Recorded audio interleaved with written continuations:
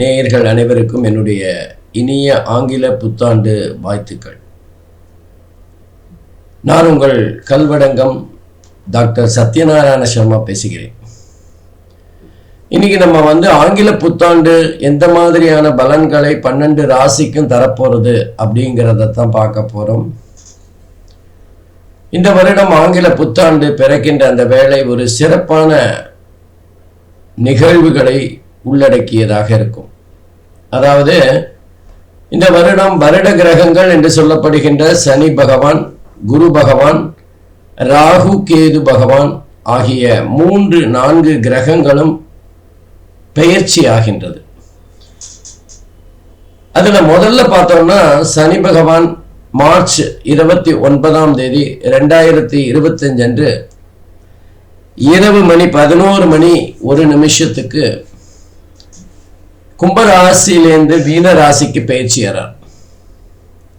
அப்போ ஒரு 3 மாசம் கும்பராசியிலும் மீதி 9 மாதங்கள் மீன ராசியிலும் இருந்து பலன்களை தரப்போறார்.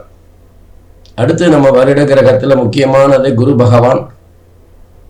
குரு பகவானை பொறுத்தவரை மே மாதம் 14ஆம் தேதி 2025 அன்று காலை 7:07 ரிஷப ராசியிலிருந்து மிதுன ராசிக்கு பயிற்சியாரார். அப்போ குரு பகவானை பொறுத்தவரை ஒரு 5 மாசம் ரிஷப ராசியிலும் மீதி ஒரு 7 மாதங்கள் மிதுன ராசியிடமிருந்து பலனை தரப்போறார். குரு பயிற்சியை பொறுத்தவரை அதிசார பயிற்சியும் கூட இருக்கிறது. அதாவது அக்டோபர் 17ஆம் தேதி 2025 குரு பகவான் அதிசாரமாக மிதுன ராசியிலிருந்து கடகராசிக்கு போறார். அந்த அதிசார பெயர்ச்சி நிவர்த்தி எப்போ ஆறுது அப்படின்னு பார்த்தோம்னா டிசம்பர் மாதம் 7ஆம் தேதி 2025. அப்போ இங்க ஒரு 2 மாசம் குரு பகவான் கடகராசியிலிருந்து பலனை தர போறார். அப்போ அந்த குருவை பொறுத்தவரை 5 மாசம் ரிஷபத்துல, மீதி 5 மாசம் மிதுனத்திலையும் 2 மாதங்கள் கடகத்திலையும் இருந்து பலாபலன்களை தரப்போறார். இது அதிசார பலன்களையும் சேர்க்கணும். இதுல ஒரு 2 வருஷம் 2 மாசம் நீங்க பாத்தீங்கன்னா குரு பகவான் வக்கர நிலையில பிப்ரவரி 4ஆம் தேதி வரைக்கும் வக்கர நிலையில இருந்து பலனை தரப்போறார். அப்போ குரு பகவானோட பலன் அப்படிங்கிறது மிக மிக மாறுதலுக்கு உட்பட்டது. அதனால இந்த தடவை எல்லா ராசிக்காரர்களுக்குமே கொஞ்சம் மாறுகின்ற பலன்களாகத்தான் இருக்கும். நல்லது கெட்டது சாதக பாதகம் எல்லாமே கொஞ்சம் வித்தியாசமாக இருக்கின்ற ஒரு சூழ்நிலையை பார்க்கலாம். அதுக்கப்புறம் மே மாதம் 18ஆம் தேதி என்று 2025 அன்று ராகு பகவான் மீன ராசியிலிருந்து கும்பராசிக்கு வரார்.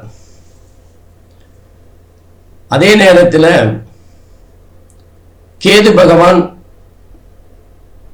மே மாதம் 18ஆம் தேதி 2025 கன்னி ராசியிலிருந்து சிம்ம ராசிக்கு பயிற்சியாரார். ஆகவே இந்த அமைப்பானது எப்படிப்பட்ட பலன்களை 12 ராசிக்கும் தரப்போறது அப்படின்னு தான் நம்ம பார்க்க போறோம். 2024 போல 2025 அவ்வளவு ரொம்ப ட்ரையா இருக்காது. கொஞ்சம் நிம்மதியான சூழ்நிலை இருக்கும். சந்தோஷங்கள் அதிகரிக்கின்ற ஒரு சூழ்நிலை இருக்கும். 2024 விட 25 ரொம்ப நல்லா தான் இருக்கும். அதே மாதிரி இயற்கை சீற்றம் கூட வெகுவாக குறைகின்ற ஒரு சூழ்நிலையை பார்க்கலாம். 2024 நம்ம எதிர்பாராத புயல் மழை எல்லாமே இந்தியாவை சுத்தி சுழட்டி அடிச்சிருச்சு. இப்ப 2025 நம்ம ரெகுலரா வருகின்ற அந்தந்த சீசனுக்கு ஏற்ப குறைந்த மழை தான் வரும். பெரிய புயல்கள்லாம் வருவதற்கான வாய்ப்புகள் குறைவு. அதே மாதிரி நிமோனியா போன்ற சில எதிர்பாராத வியாதிகள் காரணமே தெரியாம இந்த 2024 அங்கொங்கும் இருக்கு. கொரோனாவோட தொடர்ச்சியாக நீச்சமாக அங்க இங்க கொஞ்சம் கொஞ்சம் இந்த பிரச்சனைகள் வருது. அதாவது ஜுரம் வந்து பொதுவாக 2-3 நாள் இருக்கும் அப்படின்னா 10 நாள் வரைக்கும் ஜுரம் இருக்கிற ஒரு சூழ்நிலை. அது டெங்கா இருக்கும் அல்லது மலேரியாவா இருக்கும். அந்த மாதிரி மாறுகின்ற ஒரு சூழ்நிலையை இந்த 2024 பார்த்தோம். அதுக்கு மிக முக்கியமா சனி பகவானோட வக்கர நிலையும் குரு பகவானோட வக்கர நிலையும் காரணமா இருக்கும். அப்போ 2025 இந்த மாதிரி ஆரோக்கிய குறைபாடுகள் வெகுவாக குறையும். எல்லாருக்கும் தலைவலி அதெல்லாம் வரத்தான் செய்யும். பட் இருந்தாலும் 2024 படாத பாடு காரணமே தெரியாம கஷ்டப்பட்ட ஒரு கஷ்டமான நிலைமை இருக்காது. இன்னும் குறிப்பா சொல்லணும்னா இந்தியாவோட ராசி அப்படின்னா மகர ராசி. அந்த மகர ராசிக்கு சனி பகவான் 3வது இடத்துல அற்புதமா இருக்கார்.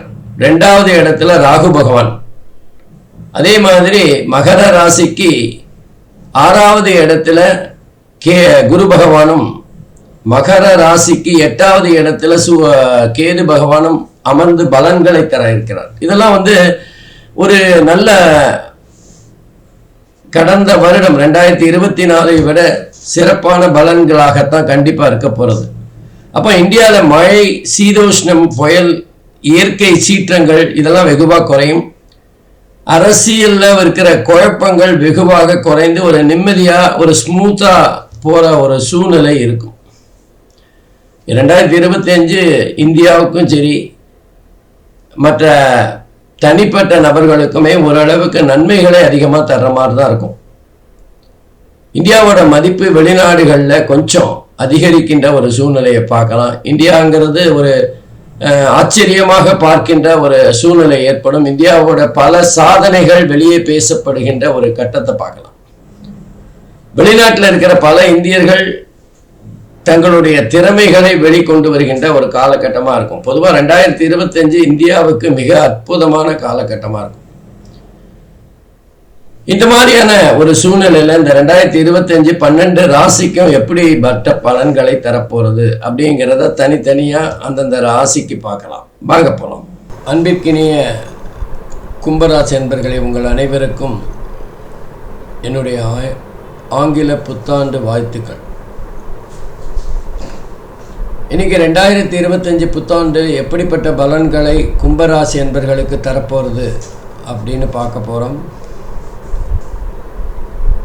ஒரு சந்தோஷமான விஷயம் என்ன அப்படின்னா, இந்த வருஷம் வருட கிரகங்களான சனி, குரு, ராகு, கேது 3 கிரகங்களுமே பெயர்ச்சி ஆகிறது திருக்கணிதப்படி.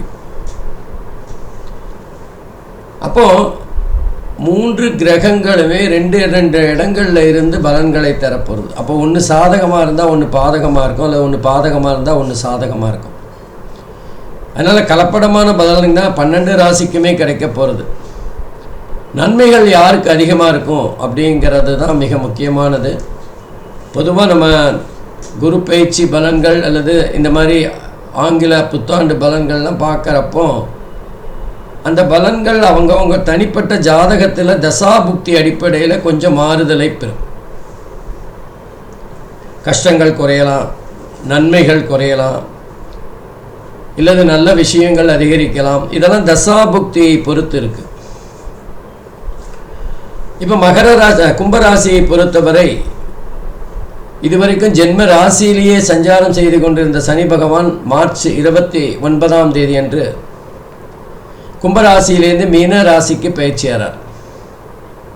இது ரொம்ப ஒரு நல்ல விஷயம்தான். ஏன்னா சனி பகவான் ஆட்சியாக ஜென்ம ராசியிலே சஞ்சாரம் செய்கின்ற போது உடல் அசௌகரியத்தை ஏற்படுத்துவார். உடல் ரீதியான சில பிரச்சனைகளை தருவார். நம்ம வேலை பண்ணுறது அசதியாக இருக்கும். நமக்கு நிறைய பிஸ்னஸ் இருக்கும், வியாபாரம் இருக்கும், வேலை இருக்கும், எல்லாமே இருக்கும். ஆனால் உடல் அசதியை ஏற்படுத்துவார். நமக்கு போகிறோம், இதுக்கு மேலே நம்மளால் வேலை பண்ண முடியல, ஏதோ டயர்டாக இருக்கே அப்படிங்கிற ஒரு ஃபீலிங்கை உருவாக்கிடுவார். ஜென்ம ராசியில் நல்ல வேலை 3 மாதம்தான் ஜென்ம ராசியில் சஞ்சாரம் செய்கிறார். அதுக்கப்புறம் 2வது வீட்டுக்கு போகிறார். 2வது வீடு நேத்திரஸ்தானம் அப்படிங்கிறதுனால சனி பகவான் அங்கே சஞ்சாரம் செய்கின்ற போது கண்ணு சம்பந்தமாக ஏதாவது சின்ன சின்ன பிரச்சனைகளை தருவார். சில பேர் கண்ணாடி போடக்கூடிய வாய்ப்பு இருக்கும், சில பேருக்கு கேட்ராக்ட் ஆப்ரேஷன் பண்ணுற மாதிரி இருக்கும். தசாபுக்தியும் சரியா இல்லைன்னா ரெட்டினால கை வைக்கிற மாதிரி இருக்கும். ஏதோ ஒரு விஷயம் கண்ணு சம்பந்தமான பிரச்சனைகளை பண செலவை ஏற்படுத்தக்கூடிய காலகட்டம். 2வது வீடுங்கிறது தனஸ்தானம், குடும்பஸ்தானம், வாக்குஸ்தானம். அப்போ பண வருமானத்தில் ஒரு சின்ன சின்ன தடைகள் இருக்கும். வேலை செய்கிறவங்களுக்கு பரவாயில்ல, அவங்களுக்கு கூட அவங்களுக்கு வர வேண்டிய இன்க்ரிமெண்ட்டு கொஞ்சம் தள்ளி போகலாம், ப்ரமோஷன் தள்ளி போகலாம். வியாபாரம் அல்லது தொழில் செய்கிறவர்களுக்கு அவங்களுக்கு வர வேண்டிய பணம், லாப பணம் அல்லது அவங்களுக்கு தர வேண்டிய பணம் கொஞ்சம் தள்ளி போகலாம். 1 மாதத்தில் வரும் அப்படின்னு நினச்ச பணம் 3 மாதம் ஆகலாம். கண்டிப்பாக வந்துடும். ஆனால் அது தடங்கலாக இருக்கின்ற ஒரு சூழ்நிலையை பார்க்கலாம். நம்ம நினச்ச நேரத்துக்கு அது நம்ம கைக்கு வராது. ஏன்னா வியாபாரம் செய்கிறவங்களுக்கும் தொழில் செய்கிறவங்களுக்கும் அந்த பண ரொட்டேஷன் தான் மிக மிக முக்கியமானது. ஏன்னா அவங்க கையில் எப்போவுமே பணம் இருக்குன்னு சொல்ல முடியாது. ஆனால் ஒரு பணம் வரும் அப்படிங்கிற எதிர்பார்ப்பு அந்த காலகட்டத்தில் வந்தால் தான் நம்ம கொடுக்க வேண்டியவங்களுக்கு பதில் சொல்ல முடியும். ஆகவே இந்த மாதிரியான பண வரவில் ஏற்படுகின்ற தாமதம் சில சமயங்களில் ஒரு பிரச்சனையாக போகக்கூடும். அதே மாதிரி குடும்பத்திலையும் கொஞ்சம் ஏதோ ஒரு குழப்பம் இருக்கும். கணவன் மனைவிக்குள்ள ஒரு சின்ன மிஸ் அண்டர்ஸ்டாண்டிங் இருக்கும். நம்ம சொல்கிற சொல்லுக்கு பெரிய மதிப்பு இல்லாத ஒரு சூழ்நிலையை பார்க்கலாம். இதெல்லாம் அந்த 2வது வீட்டில் இருக்கிற சனி பகவான் ஏற்படுத்துவார். தொடர்ந்து குரு பகவான் 3வது குரு பகவான் கும்ப ராசிக்கு 4 மற்றும் 5வது இடத்துல இருந்து பலன்களை தர இருக்கின்றார். 4வது இடத்துல ஒரு 5 மாதம் இருப்பார். அப்புறம் 14/5/2025 அன்று 5வது வீட்டுக்கு போயிடுவார். குருவை பொறுத்தவரை 4 சுமாரான பலனை தரும், அதே நேரத்தில் 5 நல்ல பலனை தருகின்ற இடம். 4வது இடம் அப்படிங்கிறது வாகனத்தை பற்றி சொல்லும், வீடு நிலம் தாயாரை பற்றி சொல்லுகின்ற இடம். பிரச்சனைகள் பெருசாக இருக்காதனாலும் பணம் கைவிட்டு போகிற ஒரு சூழ்நிலையை பார்க்கலாம். அதே மாதிரி 4வது வீட்டில் இருக்கும்போது நம்ம வீட்டில் இருக்கிற காரு திடீர்னு மக்கர் பண்ணும், அதுக்கு நம்ம பணம் செலவழிக்கின்ற சூழ்நிலையை பார்க்கலாம். அல்லது நிலம் வாங்குகின்ற வகையில் ஏதாவது கூடுதல் செலவுகள் ஏற்படலாம். லீகல் ஒப்பீனியன் பார்க்குறதுக்கு கொஞ்சம் பணம் அதிகம் செலவாகலாம். அதில் ஏதாவது வில்லங்கம் இருக்கா அப்படின்னு சோதிக்கிறதுக்கு பணம் செலவாகலாம். இந்த மாதிரி பணம் அதிகமாக செலவாகிற ஒரு சூழ்நிலையை பார்க்கலாம். ஆனால் கடைசியில் நம்ம நினச்ச காரியத்தை சாதிச்சிரும், அது வேறு விஷயம். ஆனால் 10,000 ரூபாய் செலவாகும்னா அந்த இடத்துல 20,000 செலவு பண்ணுற ஒரு சூழ்நிலையை பார்க்கலாம். குறிப்பாக 4வது வீட்டை குரு பார்க்கறதுனால பெண்களாக இருந்தால் அவர்களுக்கு குழந்தை பேர் ஏற்படுகின்ற ஒரு சந்தோஷமான செய்தி ஏற்படும். அவர்களுடைய உடல் ஆரோக்கியம் சீராகக்கூடிய தன்மை இருக்கும். அது மாத்திரம் இல்லை, 4வது வீடு அப்படிங்கிறது நம்ம வீட்டில் உள்ள உபகரணங்கள், நம்ம மிக்சி, கிரைண்டர், இப்போ ஃப்ரிட்ஜு, ஏதாவது செலவு வைக்கின்ற ஒரு சூழ்நிலையை பார்க்கலாம். திடீர்னு பைப்பு லீக் ஆகும், பிளம்பரை கூப்பிட்டு அதுக்கு ஒரு 1000 ரூபா செலவு பண்ணுற மாதிரி இருக்கும். இதெல்லாம் எதிர்பாராத சில செலவுகளை அந்த 4வது வீட்டு குரு ஏற்படுத்திடுவார். நல்ல வேளை அவர் 5வது வீட்டில் 7 மாதம் இருக்கார். 5வது வீடுங்கிறது காதலை சொல்லுகின்ற இடம், மனசை சொல்லுகின்ற இடம். அது மாத்திரம் இல்லை, பரம்பரை, பாரம்பரியம், பூர்வீகம் பற்றி சொல்லுகின்ற இடம், குலதெய்வத்தை பற்றி சொல்லுகின்ற இடம், ஷேர் மார்க்கெட்டை பற்றி சொல்லுகின்ற, பங்கு சந்தையை பற்றி சொல்லுகின்ற இடம். இதிலெல்லாம் 5வது இடத்துல குரு வரும்போது இதிலெல்லாம் மிகப்பெரிய ஆதாயத்தை நம்ம பார்க்கலாம். சில பேருக்கு காதல் திருமணம் வரைக்கும் ரொம்ப எளிதாக ஸ்மூத்தாக போயிடும். 2 பேர் வீட்லேயும் அதை ஒத்துண்டுருவாங்க. காதல் திருமணம் சந்தோஷத்தை ஏற்படுத்திடும். சில பேருக்கு அந்த காலகட்டத்தில் தான் காதலிக்கின்ற வாய்ப்பே ஏற்படும், காதலியை சந்திக்கின்ற ஒரு வாய்ப்பு ஏற்படும். யாராவது ஒரு பொண்ணோ ஒரு ஆணோ ப்ரப்போஸ் பண்ணுற ஒரு சூழ்நிலை ஏற்படும். அன்பினால் கட்டுப்படுகின்ற ஒரு கட்டாயம் ஏற்படும். அது மாத்திரம் இல்லை, நம்ம மனசு சம்பந்தமான விஷயங்களில் சந்தோஷம் அதிகமாக இருக்கும். அது காதல் இருக்கிறவங்களுக்கு கண்டிப்பாக அந்த காலகட்டத்தில் சந்தோஷம் அதிகமாக இருக்கும். 5வது வீடு பூர்வீகம், பாரம்பரியம் சம்பந்தமான சில நல்ல செய்திகள் கிடைக்கும். ரொம்ப நாளாக கோர்ட்டு கேஸுன்னு அலைஞ்சிட்டு இருந்த பூர்வீக சொத்து கைக்கு வரும். அதில் அது கைக்கு வருதோ இல்லையா, அதில் ஒரு முடிவு ஏற்படும். ஏன்னா நம்ம 2 பேர் பங்காளிகள் சண்டை போட்டு வக்கீலுக்கும் கோர்ட்டுக்கும் நம்ம செலவழிக்கிற ஒரு சூழ்நிலை மாறும். குரு பகவான் நல்ல ஒரு புத்தியை கொடுக்கக்கூடிய காலகட்டமாக இருக்கும். 5வது இடத்துல குரு பகவான் சஞ்சாரம் செய்கின்ற போது படிக்கின்ற மாணவர்களாக இருந்தால் சிறப்பாக மதிப்பெண்கள் பெறுகின்ற ஒரு சூழ்நிலையை பார்க்கலாம். படிப்பில் ஆர்வம் அதிகமாகும். இதனால் வரைக்கும் நம்ம விளையாட்டில் இருந்த ஒரு தன்மை, விளையாட்டை விட இப்போ நமக்கு படிப்பு தான் முக்கியம், எக்ஸாம் நெருங்கிடுச்சு, இந்த நேரத்தில் நம்ம நல்லா படிக்கணும் அப்படிங்கிற ஒரு புத்திசாலித்தனம் தானாகவே வரும். 5வது இடம்னாலே புத்திசாலித்தனம் தான். அதில் குரு வேற வருகின்ற போது ரொம்ப நம்மளுடைய புத்திசாலித்தனம் பேசப்படும். பங்கு சந்தையில் இந்த காலகட்டத்தில் ஈடுபடுறவங்களுக்கு லாபம் அதிகரிக்கக்கூடிய காலகட்டமாக இருக்கும். பணம் வருமானம் அதிகரிக்கின்ற ஒரு சூழ்நிலையை பார்க்கலாம். அடுத்து ராகு பகவான் கும்பராசியை பொறுத்தவரை 5 மாதங்கள் 2வது வீட்டில் தனஸ்தானம், வாக்குஸ்தானம், குடும்பஸ்தானத்தில் இருந்துட்டு அதுக்கப்புறம் ஜென்ம ராசிக்கே வரார். ஜென்ம ராசியில் ராகு வரும்போது கொஞ்சம் அது தோஷத்தை தருகின்ற அமைப்பு தான். திருமண தாமதத்தை தரலாம்.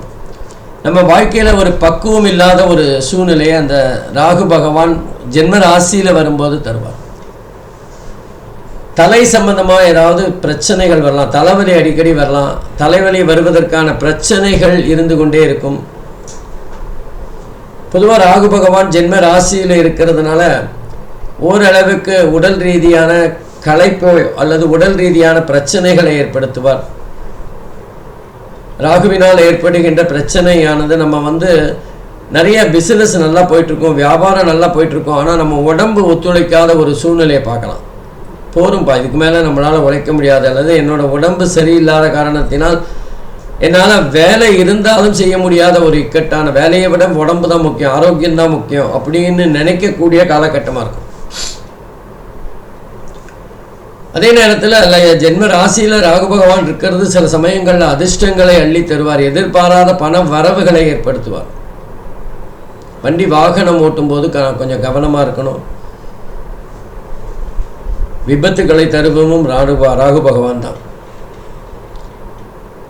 அது மாத்திரம் இல்லை, நம்ம பெண்களாக இருக்கும்போது கேஸில் வேலை பண்ணும்போது அல்லது வீட்டில் சமையல் செய்யும்போது சூடுபட்டு கொள்ளுகின்ற ஒரு தன்மையை பார்க்கலாம்.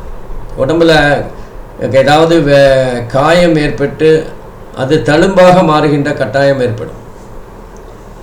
அப்போது ராகு பகவான் ஜென்ம ராசியில் இருக்கிறதுங்கிறது பெரிய நன்மைகளை அவ்வளோ தந்துடாது, கலப்படமான பதிலைத்தான் தரும். அதே மாதிரி கேது பகவானை பொறுத்தவரை கும்ப ராசிக்கு 6வது வீட்டில் 8வது வீட்டிலேருந்து 7வது வீட்டுக்கு வரார். 8வது வீடு படாத பாடுபடுத்தியிருப்பார். நமக்கு மன உளைச்சலை அதிகப்படுத்தி இருப்பார். நம்ம நினச்சதை விட நம்ம சில வேலைகளை நம்ம செய்யணும்னு நினைப்போம், அதை செய்ய முடியாமல் அதனால் நமக்கு ஒரு மரியாதை குறைவு, அலைச்சல் போன்ற விஷயங்களை ஏற்படுத்தியிருப்பார். தீராத கடன், தீராத பிரச்சனைகளை தந்திருப்பார். தீராத பகை, தீராத நோய் போன்ற விஷயங்களை தந்திருப்பார்.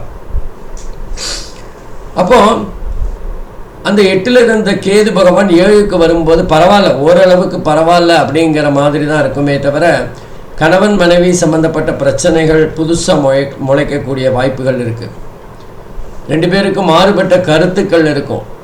ஒருத்தர் வீடு வாங்கலாம்னு சொல்லுவோம், ஒருத்தர் வீடு வாங்க வேண்டாம், இப்போ வாங்க வேண்டாம், கடன் வாங்கின்னு வாங்க முடியாது, என்னோட சம்பளத்தில் கடன் வாங்கி வீடு வாங்குறதுங்கிறது கஷ்டம் அப்படின்னு சொல்லுவோம். இல்லை, உங்கள் சம்பளத்தில் எந்த ஜென்மத்திலையும் வீடு வாங்க முடியாது, அதனால் நீங்கள் உங்கள் பணம் சேர்த்து தான் நீங்கள் வீடு வாங்கணுன்னா எப்போவுமே வாங்க முடியாது அப்படின்னு மனைவி ஆர்கியூ பண்ணுறதுலேயும் ஒரு பாயிண்ட் இருக்கும். அப்போது நல்ல விஷயமோ கெட்ட விஷயமோ குடும்பத்தில் ஒரு கருத்து வேறுபாடுகள் அல்லது பட்டிமன்றம் எப்போவுமே சாலமன் பாப்பையாவாக தான் இருக்கும் குடும்பத்தில். அப்போது கும்பராசியை பொறுத்தவரை குரு பகவான் 8, 10, 12 ஆகிய இடங்களை பார்க்குறார். 8ங்கிறது நமக்கு மன ரீதியாக கஷ்டத்தை தருகின்ற, நம்மளை மதிக்காத ஒரு சூழ்நிலையை இதெல்லாம் சொல்லக்கூடியது. ஆகவே குரு பார்க்கறதுனால அந்த நிலைமைகள் மாறும். நம்மளை மரியாதை குறைவாக பேசினவங்க அதை உணரக்கூடிய தன்மை இருக்கும். 10வது இடம் ஜீவனஸ்தானம், அந்த இடத்த குரு பகவான் பார்க்கறதுனால வேலையில் ஏதாவது மாற்றம் இருக்கும், அல்லது வேலை சம்பந்தமாக இருந்த அழுத்தங்கள் தானாகவே விலகிச் செல்லும். சில பேருக்கு வேலையில் ஒரு சூழ்நிலை மாதிரி ஏதாவது ஏற்படலாம், ப்ரமோஷன் ஏற்பட்டு அதன் மூலமாக இடமாற்றத்தை பெறுகின்ற ஒரு காலகட்டமாக இருக்கும். நீண்ட காலமாக ப்ரமோஷனே கிடைக்கல, வெளிநாடு போக முடியல அப்படின்னு கவலைப்பட்டு கொண்டிருந்தவர்களுக்கு அதெல்லாம் கைகூடி வருகின்ற ஒரு காலகட்டமாக இருக்கும். சில பேருக்கு நாம் படித்து முடித்தாச்சு வேலை கிடைக்கலையே எனக்கு கவலைப்பட்டிருந்தவங்களுக்கு இந்த காலகட்டத்தில் குருவோட பார்வையினால் வேலை அமைகின்ற ஒரு சூழ்நிலையை பார்க்கலாம். அதே மாதிரி 12வது வீட்டை குரு பார்க்கறதுனால வெளிநாடு வெளியூர் சென்று வேலை பார்க்கின்ற ஒரு சூழ்நிலை இருக்கும். இதனால் வரை தூங்குறதுக்கு ரொம்ப கஷ்டப்பட்டு கொண்டிருந்தவர்களுக்கு எளிதாக தூக்கம் வருகின்ற ஒரு சூழ்நிலையை பார்க்கலாம். பண விரயமாக இருந்தாலும் சுப செலவுகள் அதிகரிக்கக்கூடிய காலகட்டமாக இருக்கும். இந்த விஷயங்கள் எல்லாம் கொஞ்சம் கொஞ்சம் சின்ன சின்ன பிரச்சனைகள் ஏற்படக்கூடிய வாய்ப்புகள் இருக்குது. அதே மாதிரி 7வது வீடு கணவன் மனைவி நண்பர்கள் பற்றி, நம்ம பிஸ்னஸ் கூட்டாளி பற்றி சொல்லுகின்ற இடம். அதுவே கூட்டாளிகள் சம்பந்தமான சில கசப்பான அனுபவங்கள் ஏற்படலாம். அவர்களுடைய உண்மையான முகத்தை பார்க்கின்ற ஒரு சூழ்நிலை கிடைக்கலாம். அவர்களிடமிருந்து போதிய ஒத்துழைப்பு இல்லாத ஒரு சூழ்நிலையை பார்க்கலாம். அதே நேரத்தில் ஊழியர்களிடம் சில கோபதாபங்களினால் அவர்களுடைய எதிர்ப்பையும் சம்பாதிக்கின்ற ஒரு காலகட்டமாக இருக்கும். அதே மாதிரி 10வது வீட்டை சனி பகவான் பார்க்கறதுங்கிறது வேலை சம்பந்தமாக சில நல்ல முடிவுகள் கிடைத்தாலும் வேலையில் நம்ம எதிர்பார்த்த ப்ரமோஷன், நம்ம நினச்ச விஷயங்கள், நம்மளை பாராட்டணும்னு நம்ம செஞ்ச சில விஷயங்கள் அதெல்லாம் தாமதப்படக்கூடிய வாய்ப்புகள் இருக்குது. நம்ம நல்லது நினச்சி செஞ்ச சில விஷயங்கள் நம்மளை விமர்சனம் செய்கின்ற அளவுக்கு, நம்மளை பேசக்கூடிய அளவுக்கு இருக்கும்.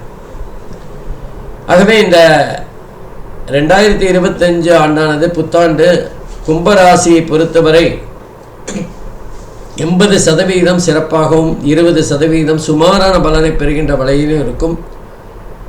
இதுக்கு நடுவில் குரு பகவான் ஒரு 2 மாதம் அதிசாரமாக கடகராசிக்கு வேற போகிறார். அப்போ கும்பத்திலேருந்து அது 6ஆக வருகின்ற காரணத்தினால் கண்டிப்பாக வேலையில் ஏதாவது ஒரு மாற்றத்தை ஏற்படுத்துவார். அந்த 2 மாதம், அதாவது அக்டோபர் 2025 டிசம்பர் 2025 வரைக்கும் குரு பகவான் அதிசாரமாக சஞ்சாரம் செய்கிறார். ஆகவே மொத்தத்தில் கும்பராசியை பொறுத்தவரை இந்த புத்தாண்டு மிக சிறப்பாக இருக்கும். நன்மைகள் அதிகமாகவும் தீமைகள் சற்று குறைவாகவும் இருக்கின்ற ஒரு காலகட்டமாக இருக்கும். ஸ்ரீ குபேரன் டிவியை பார்த்தமைக்கு நன்றிகள். மேலும் இது போன்ற தகவல்களை தெரிந்து கொள்ள ஸ்ரீ குபேரன் டிவியை சப்ஸ்கிரைப் செய்யுங்கள். மறக்காமல் பெல் ஐக்கானை கிளிக் செய்யுங்கள்.